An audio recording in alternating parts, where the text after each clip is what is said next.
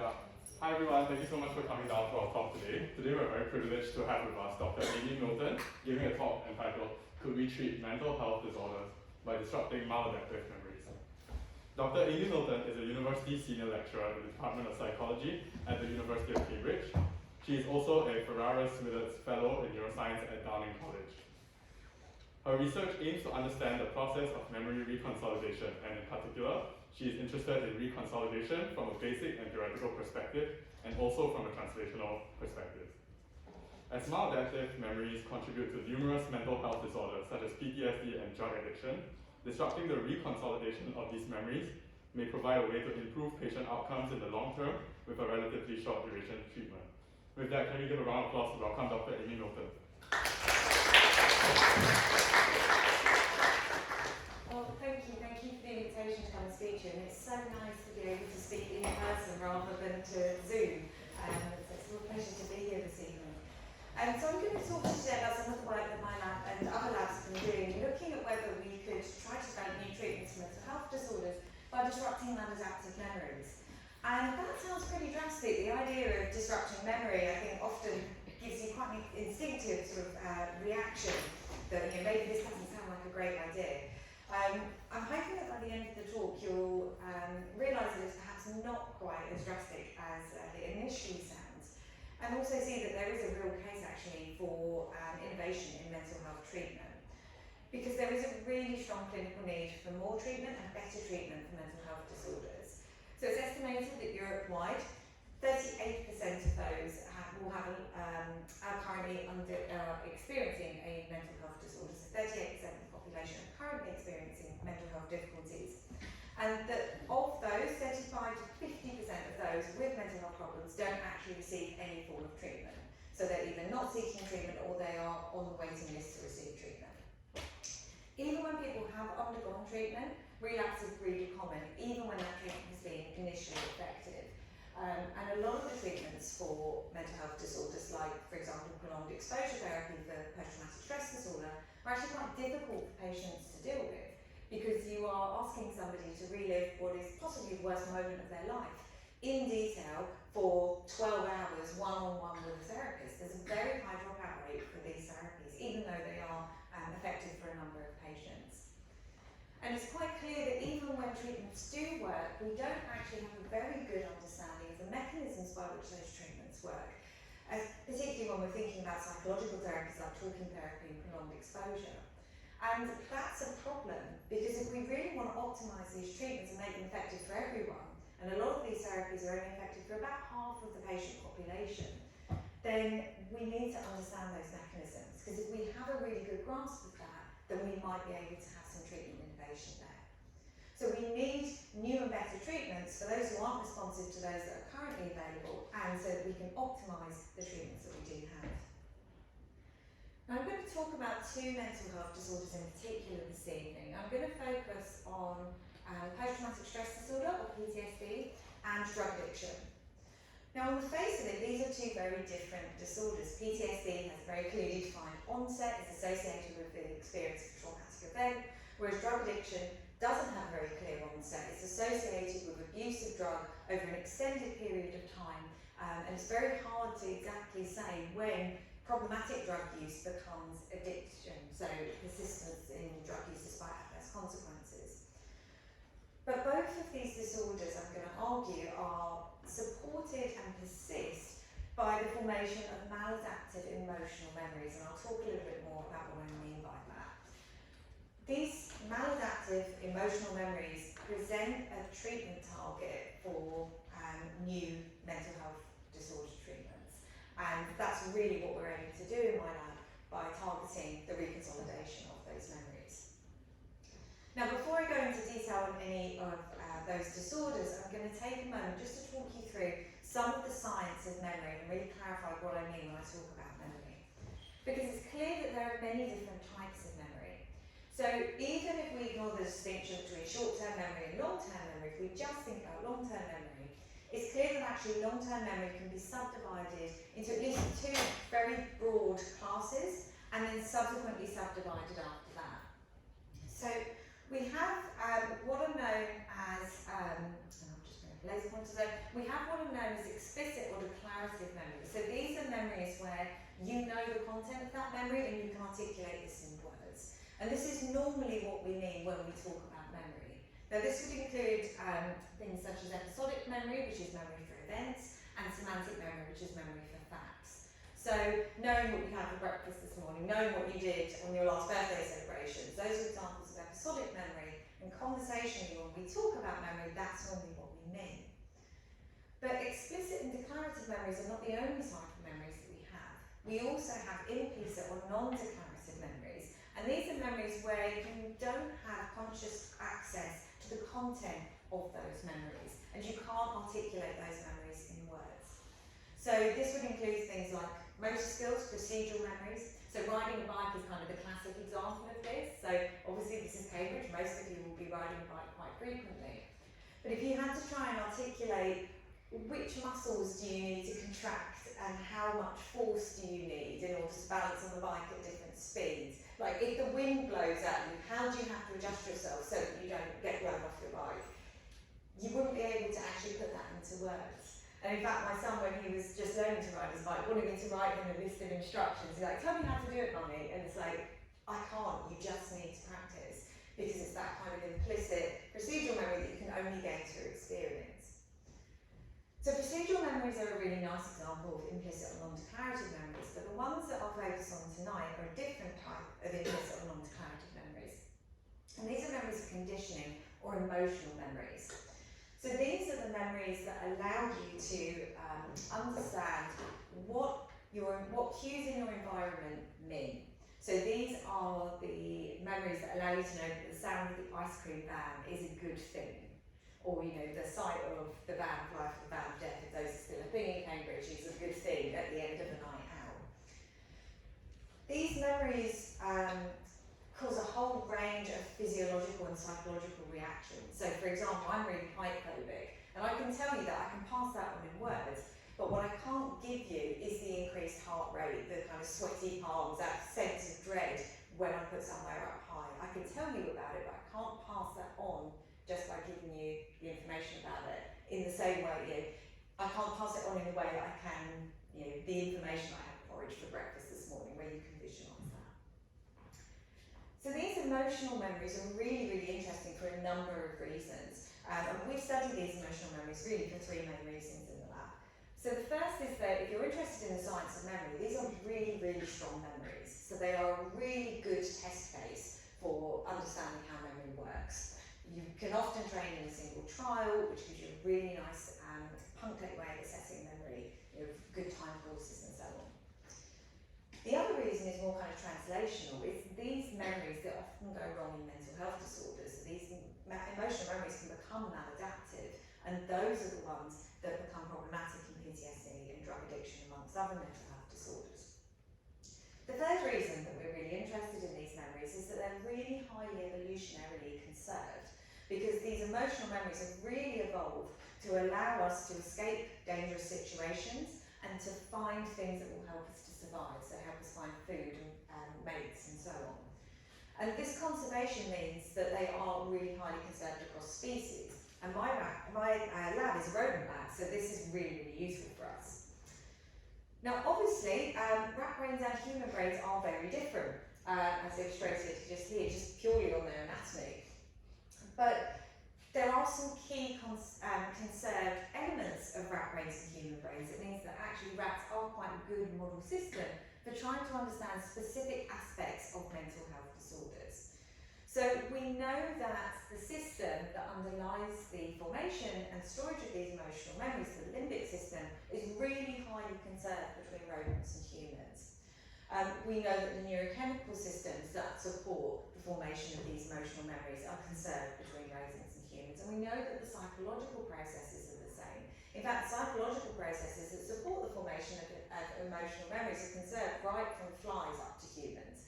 So there is a lot of conservation there that means there are specific aspects of mental health disorders that you can try to address in a rodent model, whilst also not wanting to make the claim that you can fully encapsulate a complex human mental health condition in one single rodent model.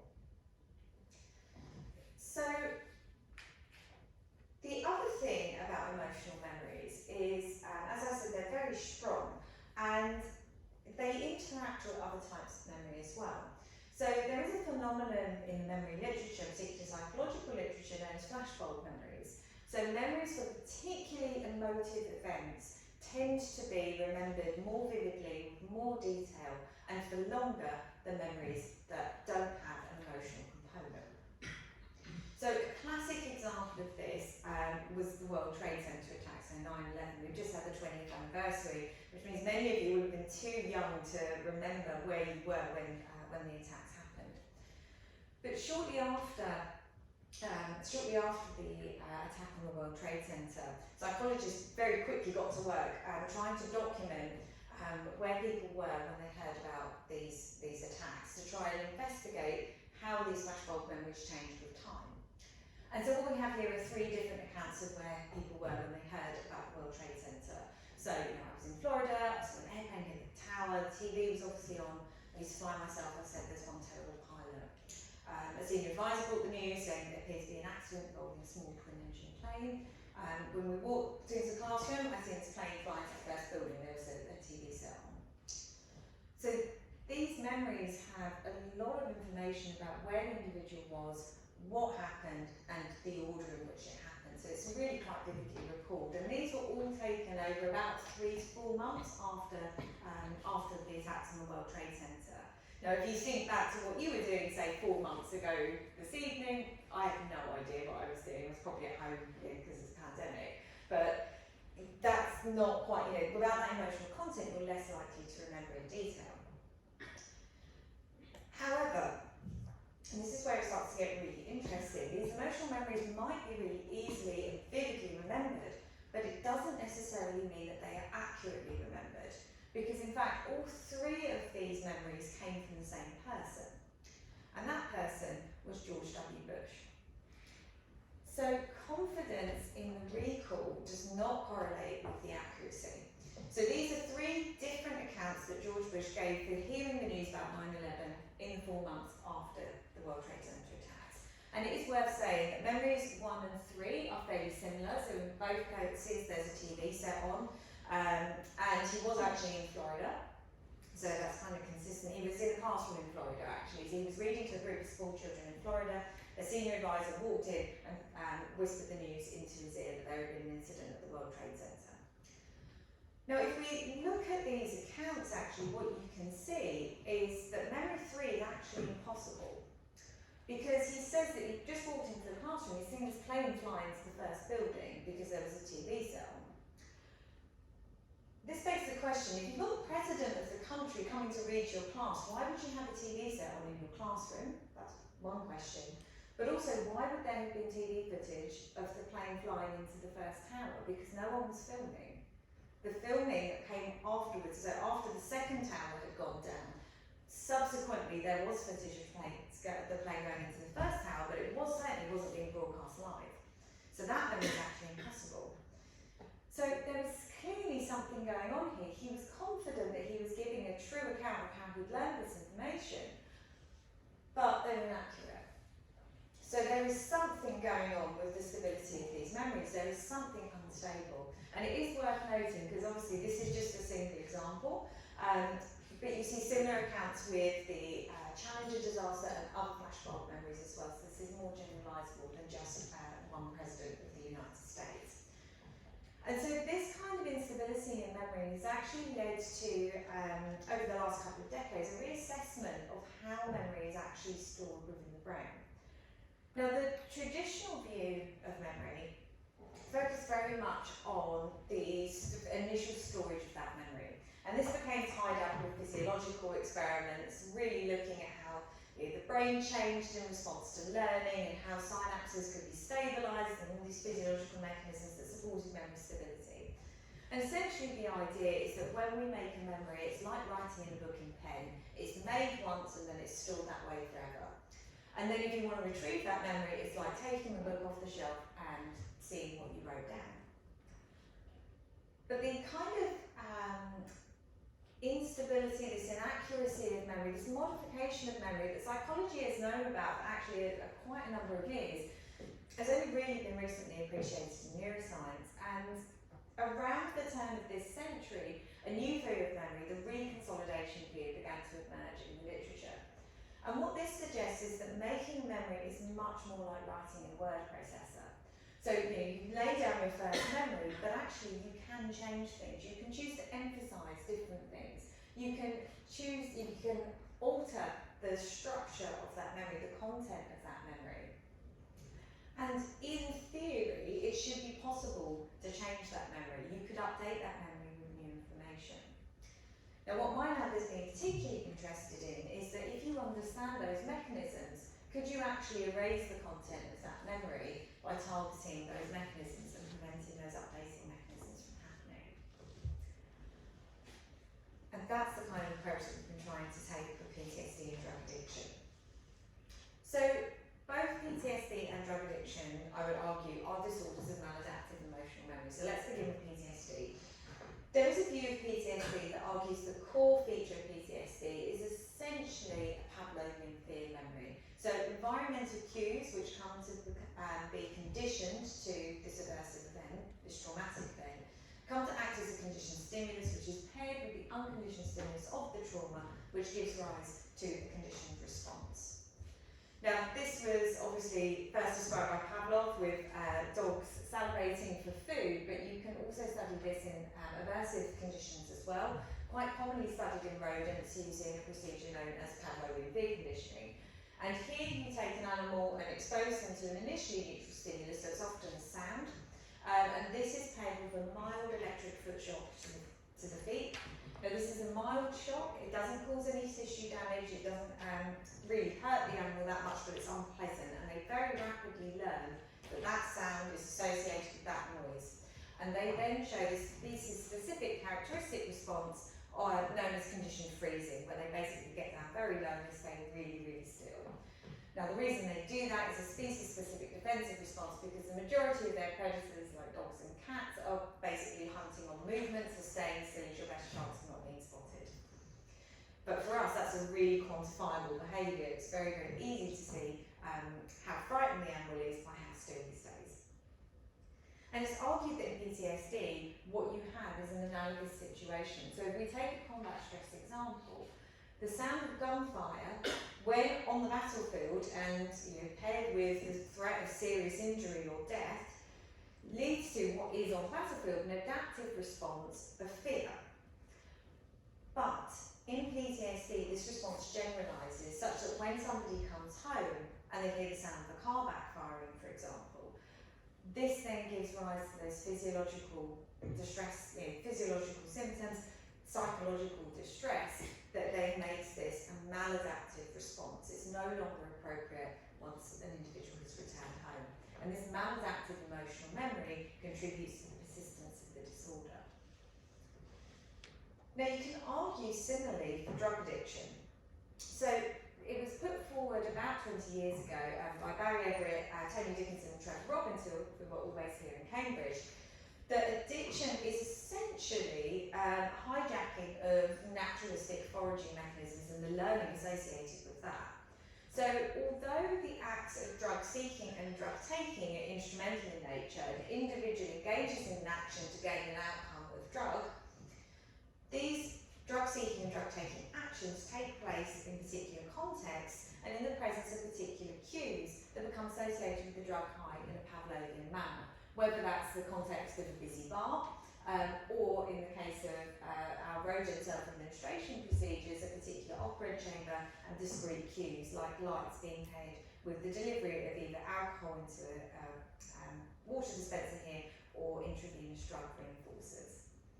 So in the same way that PTSD can be considered a disorder of Pavlovian maladaptive emotional memories, the same case can be made for drug addiction, where people, places and paraphernalia that are associated with the drug high come to elicit craving and become very potent precipitators of relapse when an individual is trying to remain abstinent. And so in both cases, that might suggest that we could target these maladaptive emotional memories for disruption and therefore reduce the impact of these cues on the disorder in the long term. Now, for both disorders, this approach wasn't really considered feasible until the reconsolidation field started to move forward about 20 years ago. Because even in the case of PTSD, where you can potentially pinpoint the exact onset of the disorder by knowing when the traumatic event happened, the logistics of actually getting to everybody who's been through a traumatic event, and the fact that actually many people will go through trauma but not subsequently develop PTSD, made that kind of secondary prevention strategy quite difficult. So people often only come for treatment a long time after the traumatic events occurred. And obviously for drug addiction, you can't pinpoint when somebody transitions to addiction.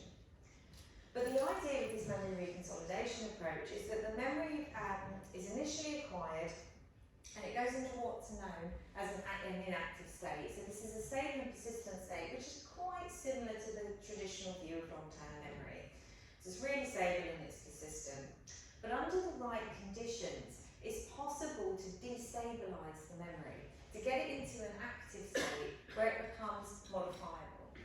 And this would normally happen under conditions where the memory should be updated. So it's a naturalistic phenomenon. Now, the new information is presented under normal conditions. This would then be reconsolidated or restabilised back into the inactive state using very similar kinds of biochemical mechanisms to the initial storage of that memory. But if you could induce a memory that was originally in the active state, even an old and well-established memory, get it to destabilise into the active state and then block that reconsolidation process, it should be possible to trap the memory in the active state, which is unstable and transient. If the memory becomes trapped in that state, it should be possible to weaken it, or in the strongest versions of this theory, actually erase it altogether. And then you will be able to reduce the impact of those cues in the long term for a relatively short-lived intervention. And this is something that I've argued along with Barry Everett as a treatment strategy for drug addiction. Also other labs such as Jane Taylor's lab in the US have made similar arguments, and Meryl King's lab at the University of Amsterdam, and I'll talk more about her work shortly, have made the same case for PTSD. So what this offers is a way of exploiting these kind of naturalistic updating mechanisms to target old and well-established maladaptive memories that are having a long-term impact on patients.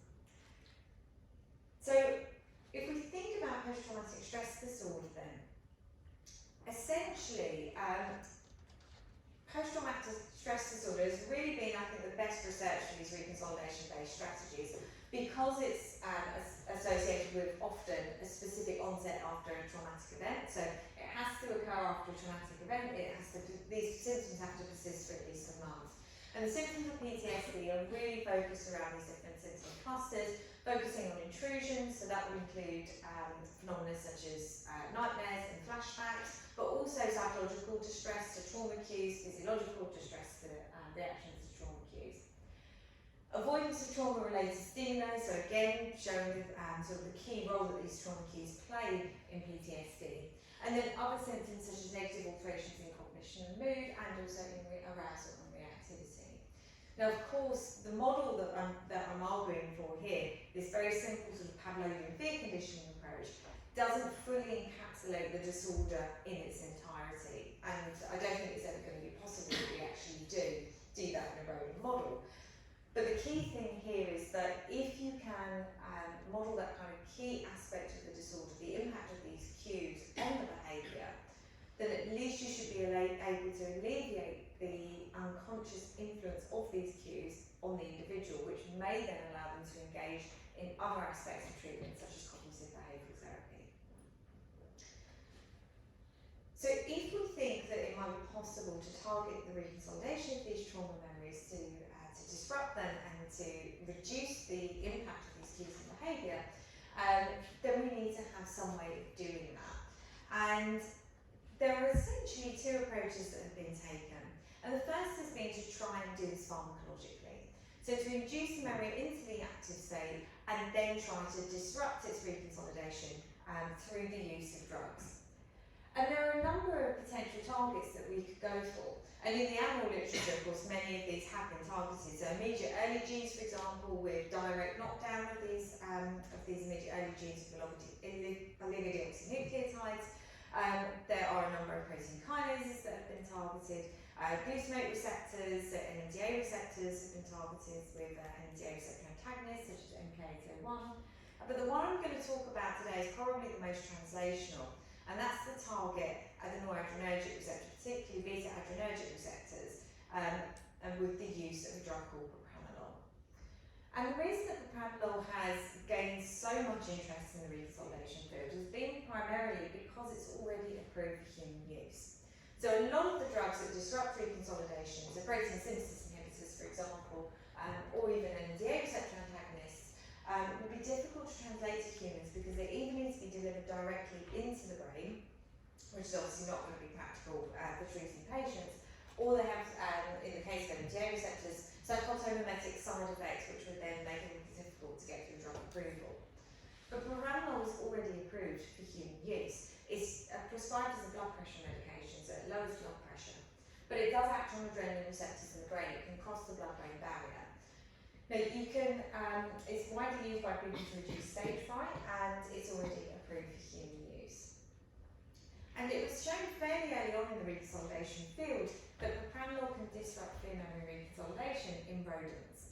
So in this study, which was done by Jack Debiak and Joe Ledoux in New York, what they did was they trained animals in that Pavlovian fear procedure. So a tone was associated with shock, so there's a CS-US pairing.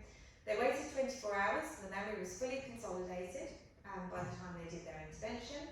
And then they re-exposed the animals to the cue on its own. So a brief re-exposure to a reminder cue.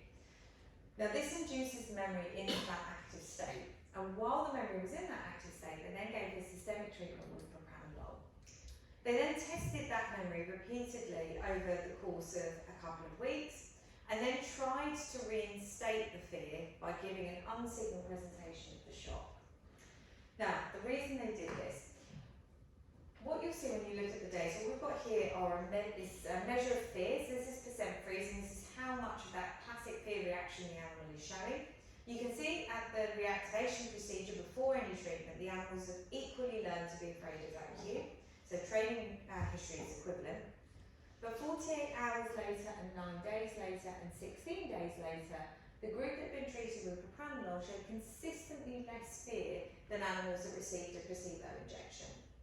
But the eagle-eyed amongst you will have noticed that the animals that have received the placebo injection are also showing less fear with repeated testing. And this is thought to be due to a competing memory process known as extinction. This is kind of the equivalent of prolonged exposure therapy. So these animals are seeing the cue in the absence of the shock repeatedly and are gradually learning that the cue is now safe.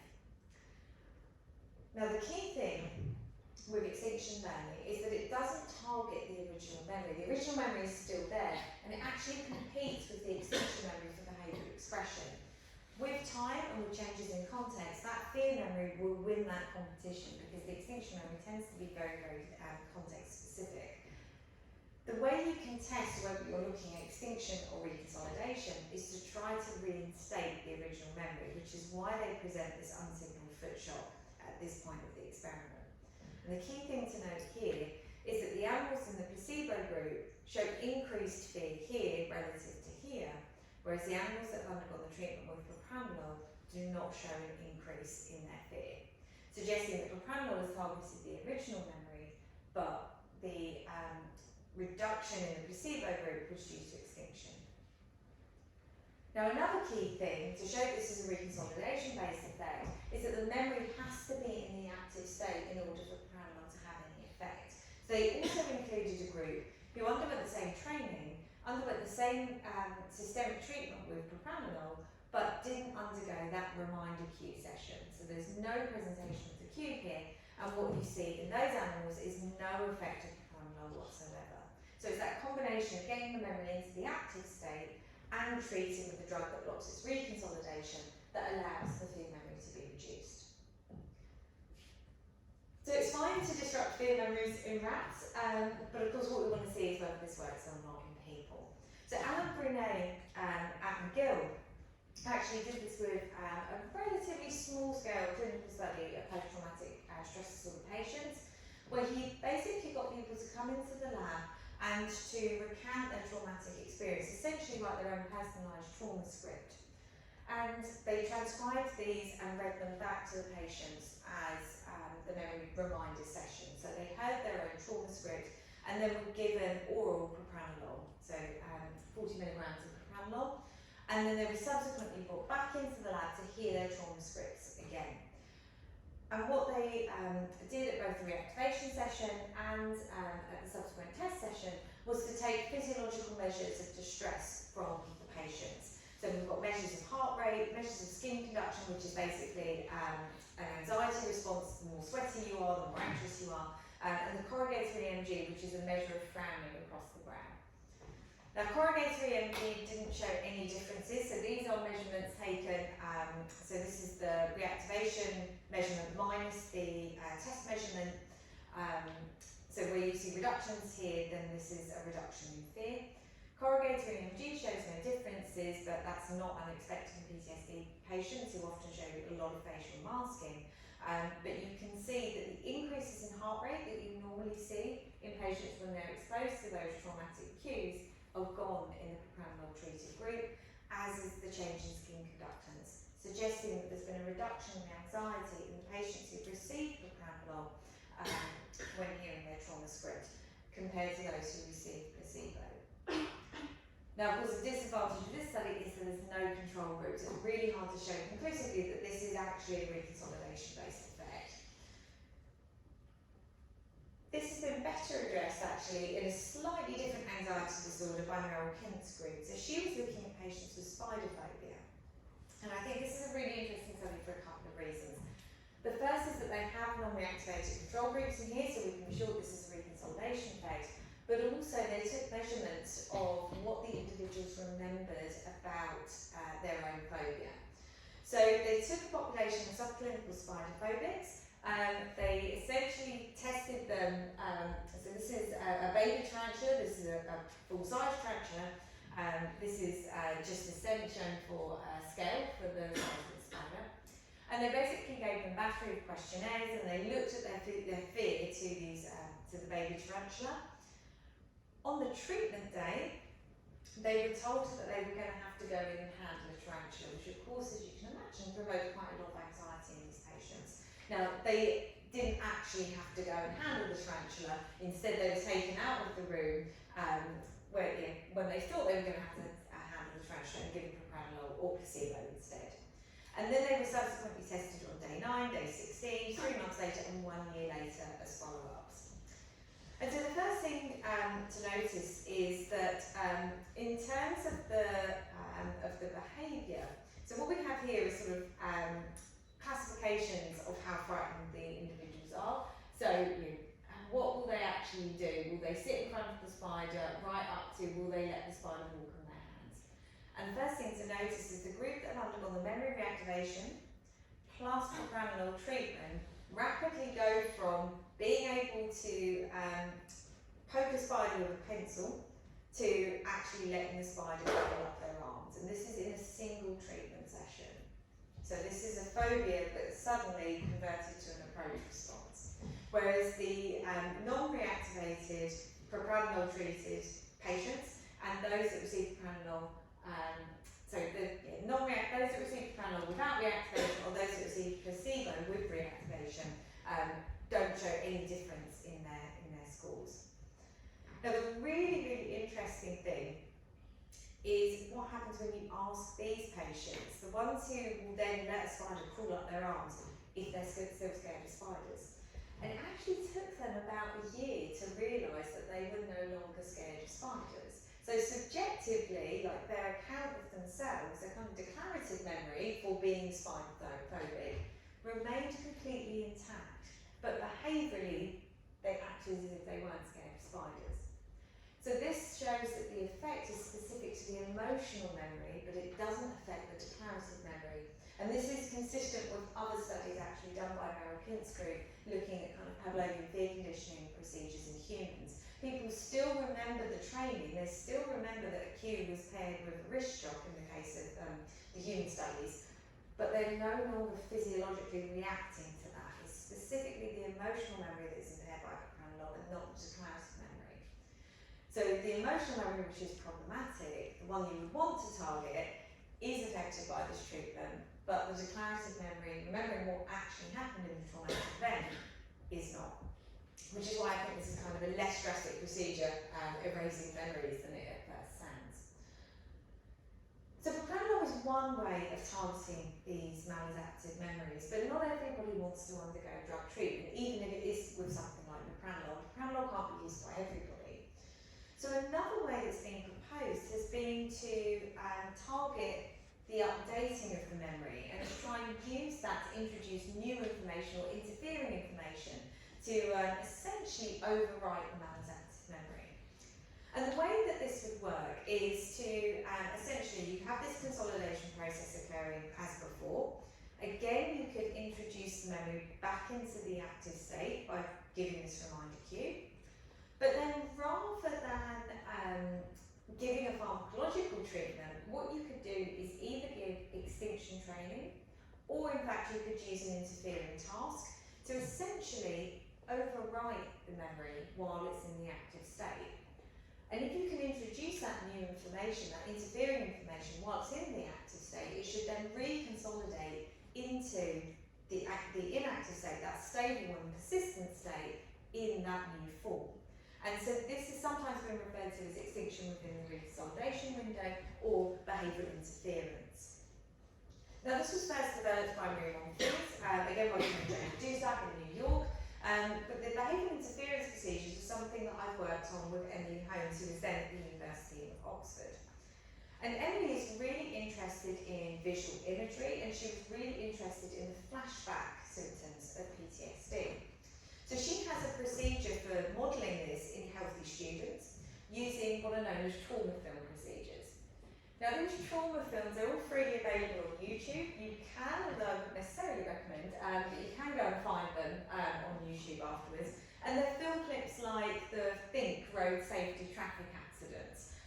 They are things like eye surgery in detail, which is not particularly pleasant.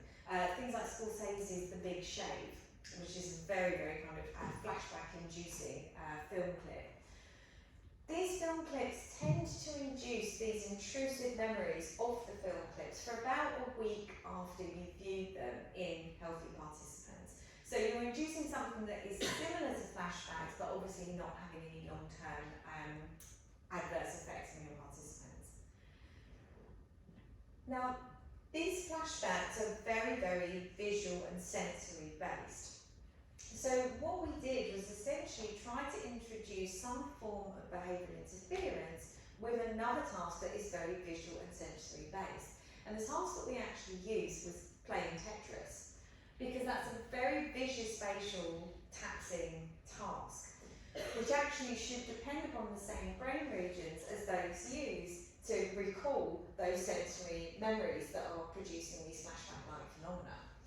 So what we did was we essentially let the participants watch the trauma films, sent them away for 24 hours so the memories were fully consolidated, sent them away with diaries so they were recording intrusive thoughts of these trauma films, and then brought them back into the lab 24 hours later, when they were then either given essentially a no task control, or they were given a reminder of these trauma films. So actually it was a degraded still of the moment just before the worst moment in each film clip, to remind them of the trauma-like memory, and then they were asked to play Tetris for 20 minutes, or they just play Tetris, or they were just exposed to the reminder cues of the film clips. And what you can see is that before the intervention, so they were having 3 to 4 intrusive thoughts of these trauma films within a single day. But then after the intervention, so this is for the week, so they were sent back home with the diary for another 7 days, what you can see is that the group that received the intervention, including Tetris gameplay, showed reduced numbers of intrusive memories as compared to all of the other groups. And in fact, when we then invited them back into the lab a week after that, and tried to provoke these thoughts by again giving them exposure to the reminder cues, again we see that the group that received Tetris gameplay, along with that reminder cue, showed reduced numbers of intrusions, suggesting that this approach could be used to reduce flashbacks. Now, obviously, this is with healthy participants. This is not a clinical situation. So actually, Emily's group has subsequently gone on to test this in a clinical setting. Now, they've actually been targeting consolidation here, looking at traumatic birth. So traumatic birth is often associated with PTSD, and it's a particularly difficult form of PTSD because the baby acts as a trigger stimulus for the flashbacks. So what they did was they basically took mothers who'd been through traumatic birth, so these are the kind of emergency cesarean sections because the baby is in serious difficulty and they have very high incidence of PTSD afterwards. And they got, while the mothers were doing skin-to-skin contact with the baby, after everything had been stabilised, they got them to play Tetris for 20 minutes. And what they found was that when they were looking at, again, the frequency of these traumatic memories, they were markedly reduced in the Tetris group as compared to the control group.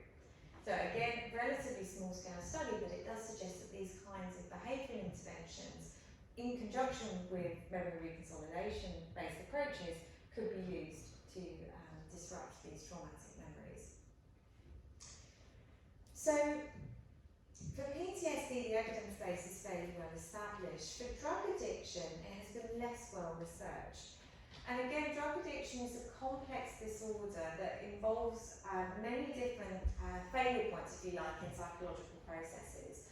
So addiction is characterised by loss of control over drug use, very high motivation for drugs, so spending more time obtaining these and recovering from drug use, and then reducing time spent on other activities. A key aspect of addiction is this persistence despite adverse consequences, so whether that's psychological or physical. And then also physiological adaptations as well, which tend to get less emphasis now in the later versions of the DSM. But the key thing really from this reconsolidation-based approach is that you can think of drug addiction as being a disorder of Pavlovian conditioning in the same way that you can make that case for PTSD. Now we know from studies in animals that presentation of drug-associated cues can precipitate relapse in animals where they would normally be abstinent. Obviously you can't do those studies in humans because it's not ethical, but you can show, as has been done by Andreas Hein's lab, that drug cues are very, very good predictors of whether individuals will go into relapse, and particularly brain responses to those cues. So what they did here was they took a population of previously alcoholic patients or alcoholic patients who are currently abstinent, and they put them into an fMRI scanner and showed them pictures of their preferred drink as compared to control pictures. Everybody then got sent on their way for 3 months, and then they waited to see who had relapsed and who hadn't, and then went back and reclassified the brain scans on the basis of who had relapsed and who hadn't. And what they found was that the individuals who went on to relapse showed much greater activation in the brain to these drug-associated cues than those who had managed to maintain abstinence throughout that 3-month period. So you see greater brain activation to these drug-associated cues, and that's predictive of whether an individual will relapse or not. So even though PTSD and addiction are very different disorders, so single traumatic event versus hundreds of drug-taking events, knowing with precision when a traumatic event occurred versus not knowing when addiction really becomes addiction, they share this sort of common basis of being maintained by maladaptive CH drug memories. Now, as I said at the start, my lab is a rodent lab, and it is possible to study addictive or drug addiction relevant processes in animal models, and we do this using self-administration procedures. So we sometimes do this with alcohol, we sometimes do this with other drugs of abuse like cocaine. The way that we do it for these for drugs like cocaine, alcohol the animals will take orally. You have to give them experience of alcohol beforehand. Sometimes we do this by starting them off on sweet alcohol solutions, gradually reducing the sweetness and increasing the alcohol. So basically the same way people become used to alcohol. So you start off on something like refill Bacardi Breezer or whatever, alcopops are popular these days, and then gradually work your way onto like beer and wine. Essentially we do that with the rats as well. But for drugs like cocaine, obviously you can't get rats to snort cocaine, as fun as that would be. So what we do is we give them access to intravenous they're implanted with a chronic indwelling catheter, and then they are connected to a sterile line where they can gain access to a syringe full of cocaine solution, which is controlled by computer, and then they can actually control, at least in the beginning, their drug use, so they can work for drugs and these cues can be associated with the drugs as well. So we've done a number of studies, and I'm going to present a couple today, looking at whether you can disrupt the reconsolidation of these memories and then reduce the subsequent relapse of these animals in periods of abstinence. And so we've done this similar studies with propranolol as an amnestic agent, as the ones I was describing a moment ago for PTSD. So what we did here was we allowed the animals to self-administer the drug, whether that's alcohol or cocaine, over an extended period of time. So they're having hundreds of cue drug pairings over a couple of weeks. I wouldn't necessarily say the animals are addicted, but they are definitely working well for drug, and they know that these Pavlovian cues are predictive of drug. What you then do is you remind the animals of those cue drug associations, giving them systemic treatment with the placebo, which is your VIG, which is saline solution, or propranolol, and then you subsequently test them. And we tested them in the case of the cocaine study for up to 29 days after the intervention. These are all the same animals, just tested repeatedly. The alcohol cue, we took it out for 36 days. And so the scales on these graphs are different. So the alcohol data were quite variable. So this is square rooted. This is why these numbers are much smaller. But what you can see for both of these is that when the animals have been treated with propranolol in conjunction with that reminder cue, they worked less for drug subsequently than the animals that have been given the placebo treatment. So this is the same animals tested repeatedly, and you can see that they just never seem to recover. They're responding, even when you're looking a month out after that single treatment session. And this isn't the case, I'm not showing the data here, but this isn't the case when the animals are given the propranolol in the absence of that reminder session. So this has actually been looked at in rats and humans working for nicotine as well. I won't show the data here, but there does seem to be some evidence that actually propranolol does reduce smoking behaviour for a couple of months after a single treatment intervention. They only followed up for a couple of months. It does reduce nicotine craving after a single intervention, so it seems to translate to humans as well. Now again, we've also been really interested in this idea of behavioural interventions or non-pharmacological interventions.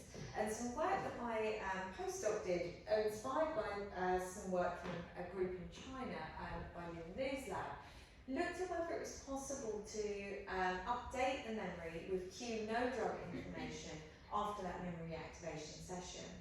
So what Tony Farragut in my lab did was he reminded the animals of the cue drug memory, so he gave them a brief memory reactivation session, a short delay, and then gave them extinction training in which they were exposed to the cue in the absence of drug for several hours after that memory reminder session. The idea was that essentially this would tap into that updating process, so the memory would be unstable. We could try to overwrite the original cue drug memory with now a cue no drug memory and see if that would reduce their relapse behaviour. And we also included, of course, a couple of control groups. So we have a sort of standard extinction group here, so this is just prolonged exposure therapy, which is actually not effective as a treatment for addiction clinically. And he also included a group that had a long delay between reactivation and extinction. And the point of this group is that the memory is only in the active state for a relatively short period of time, so somewhere around 3 to 4 hours after that reminder session. So these animals are experiencing exactly the same as the experimental group, but with a longer delay, so the memory should no longer be in that unstable state, and so this group should look more like this group if we really are targeting reconsolidation. So Tony ran the experiments. He then tested the ability of the cues to support relapse in two ways. So he gave animals a priming injection of cocaine, so a brief lapse, which normally leads to a full-blown relapse, and then he looked at their spontaneous recovery to the cues on their own. And what he found was that when he gave them that priming injection and when he actually just tested the ability of the cues to support relapse behaviour in their own right, was that the animals that had undergone this behavioural intervention targeting reconsolidation showed reduced relapse behaviour under both conditions. So this suggests that a behavioural intervention is capable of reducing drug relapse in a way that standard prolonged exposure therapy is not. So that's really exciting, but actually there is one slight fly in the ointment here. And this comes back to the importance of understanding mechanism.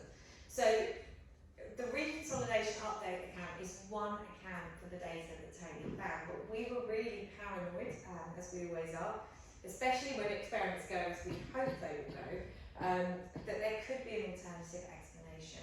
And the other explanation is that, of course, the animals are undergoing extinction training, so they are undergoing something like prolonged exposure therapy.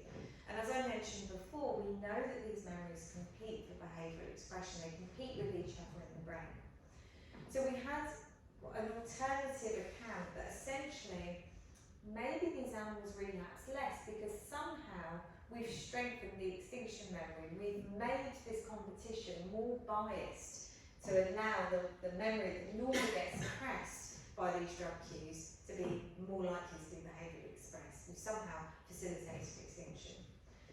So Tony also included another experiment in which he tried to enhance the extinction learning by using something known as behavioural tagging. Essentially putting animals into an arousing or exciting environment before learning makes the subsequent learning more effective. So all Tony did was he gave them access to a novel context before they underwent prolonged exposure therapy. And this had nothing to do with the original drug memory, this is just a way of increasing arousal in these animals. So he rerun the experiment, again including sort of brief delays, so within the reconsolidation window, the standard extinction group, and then also this novel context manipulation. And amazingly what he found was that in fact that novel context exposure also reduced the subsequent relapse behaviour in these animals. So on the one hand, that's disappointing because it's not necessarily a reconsolidation based phenomenon, but on the other hand, that has great potential for clinical applicability, because if you could enhance that learning for prolonged exposure therapy, you could enhance that learning that suggests that you could take this treatment that doesn't work for addiction and actually make it effective. And the really key thing, I think, is the translation of this, and this has actually been translated to population of outpatient heroin users by Lin Wu's group in China. So what they did was they tested the ability of these heroin-associated cues to induce craving in a population of heroin users who are maintaining abstinence.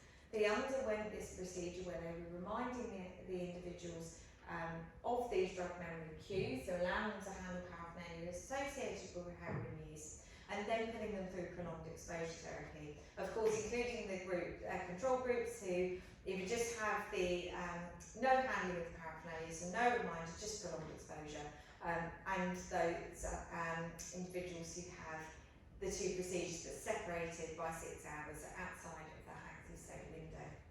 And what they found was that, amazingly, introducing this reminder session beforehand then reduced the craving induced by these heroin-associated cues in this population of clinical heroin users for up to 6 months, again after, in this case it was a 2-day intervention. So that's a real kind of phenomenal improvement in patient outcomes for a relatively small tweak, essentially, to prolonged exposure therapy. So hopefully what you see over the course of the last hour or so is that disrupting the reconsolidation of maladaptive memories really does have potential as a novel approach to treating mental health disorders. Some of the animalistic agents in these preclinical models could be translated to humans, so I've talked about propranolol, but there are other agents like NMDA receptor antagonists, for example. Ketamine is now starting to be used as a potential drug target or a potential drug for disruption of reconsolidation, but more work on that is needed.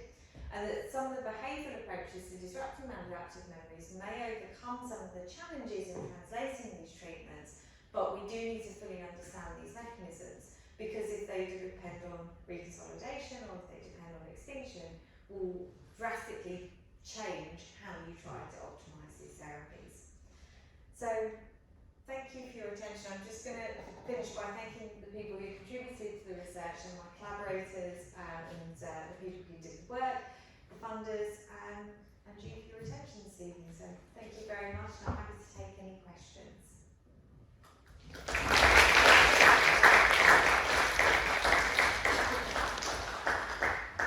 Thank you, Dr. Amy, for this wonderful talk. Does anyone have any questions? You can just raise your hand. Yeah. Is propanol a prescription drug? It can be given on prescription. So it's actually quite widely used for controlling blood pressure. Yana.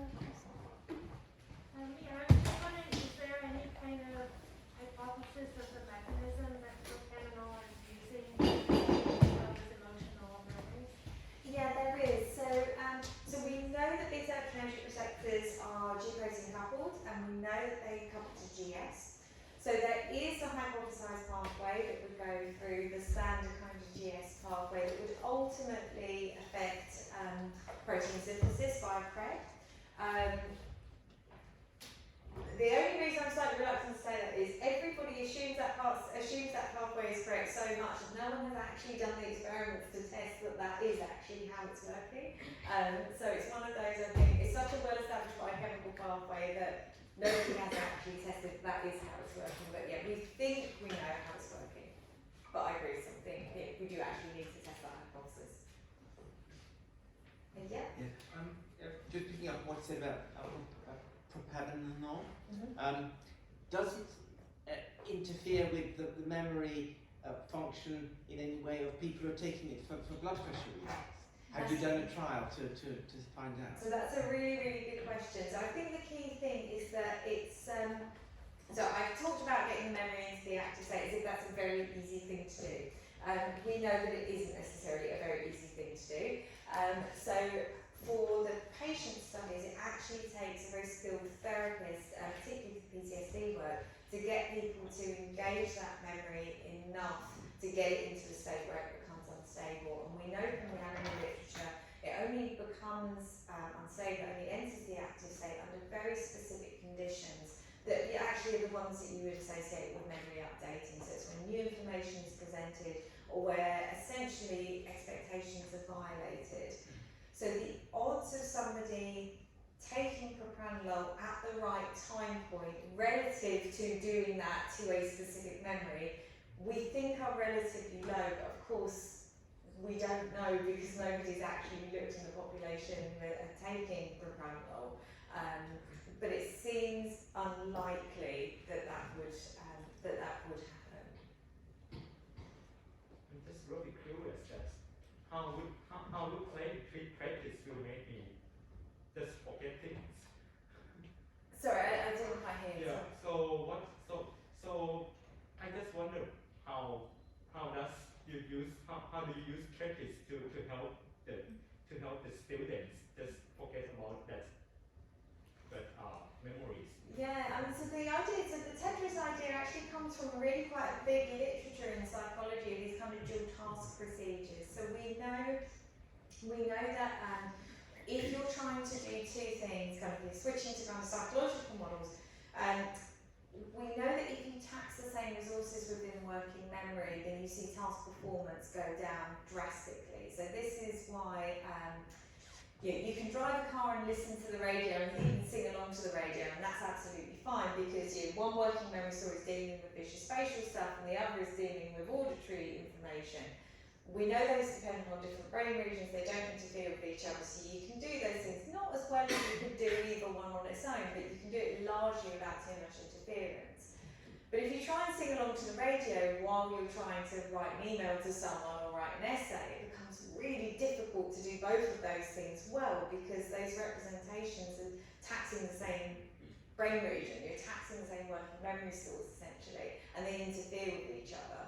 So what we think, but still need to explicitly test, is that the representations, the Tetris is essentially degrading the sensory representation of the cues.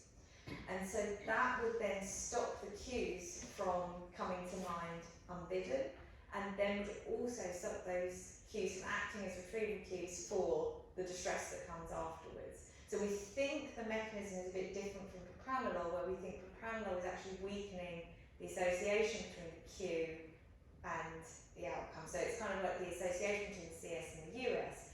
With Tetris, we think we're degrading the CS so it can't access the US, if that makes sense. A slightly different mechanism, but we do need to test that. So this is like if you change the type of memory you want to forget, you have to change the games or the tasks you have to do too.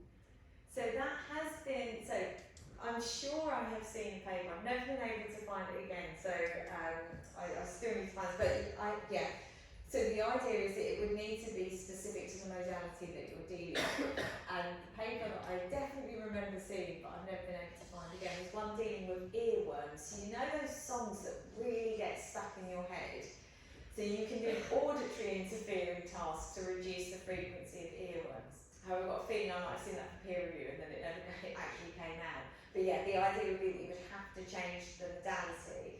But we do know that it's not just a general kind of distraction thing. So if you get people doing tasks that are based on more kind of declarative memory, so if you get people doing pub quiz rather than Tetris, this is some of Emily Holmes' earlier work, you can actually induce more flashbacks by getting people to do the pub quiz, because it's thought that then you're kind of allowing more resources for the visual spatial. So we know it's not a general distraction effect, it does seem to be something specifically about the visual spatial nature of Tetris, although other visual spatial tasks would also work, whether that's Candy Crush or pendulum tracking or whatever it is. Thank you.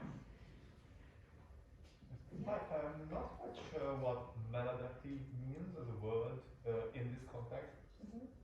So here we're really using it to, as for most mental health things, is it having an impairment on functional behaviour? And actually there is, I think, a more generalised debate to be had in mental health about exactly what is meant by mental health disorders, because the way that we classify mental health disorders is based on essentially tick boxes. So do you satisfy this thing for this long, and do you have this many symptoms in these clusters and so on? But actually in reality we know that people don't fall into boxes, and there's definitely a movement in the field to go more to kind of dimensional psychiatry. So thinking more about what are the psychological processes that can go wrong. So, you know, people can range in their impulsivity and their compulsivity, you know, in their anxiety and so on. And actually different combinations of these different psychological factors could then give rise to different mental health disorders.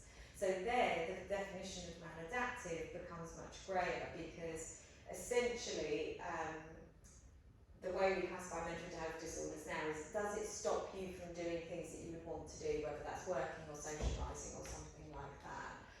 But actually, if you think about it in that kind of dimensional psychiatry, then it's not just does it stop you from doing it, it's how much does it stop you from doing it. So that's kind of what I mean by maladaptive here.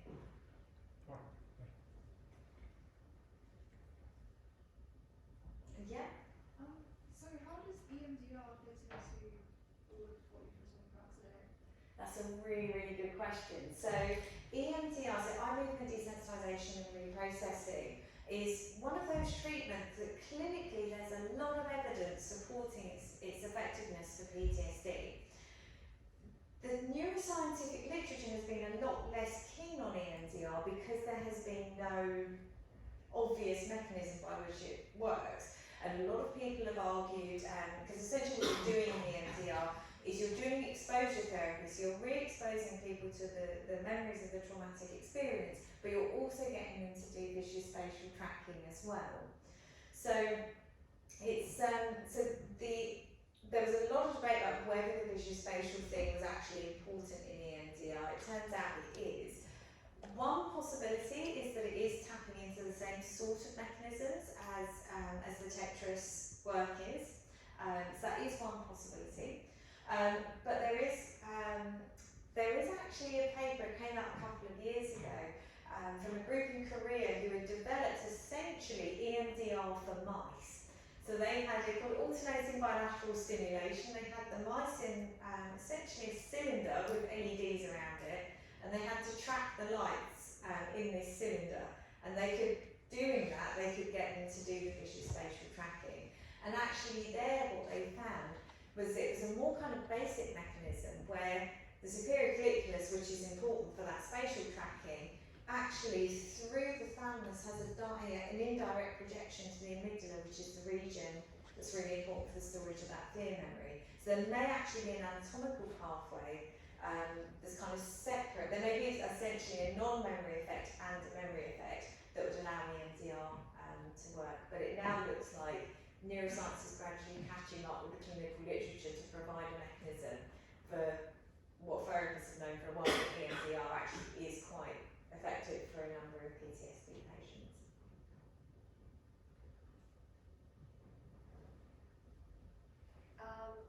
Is there any last questions? Okay, if there's no further question, let's put our hands together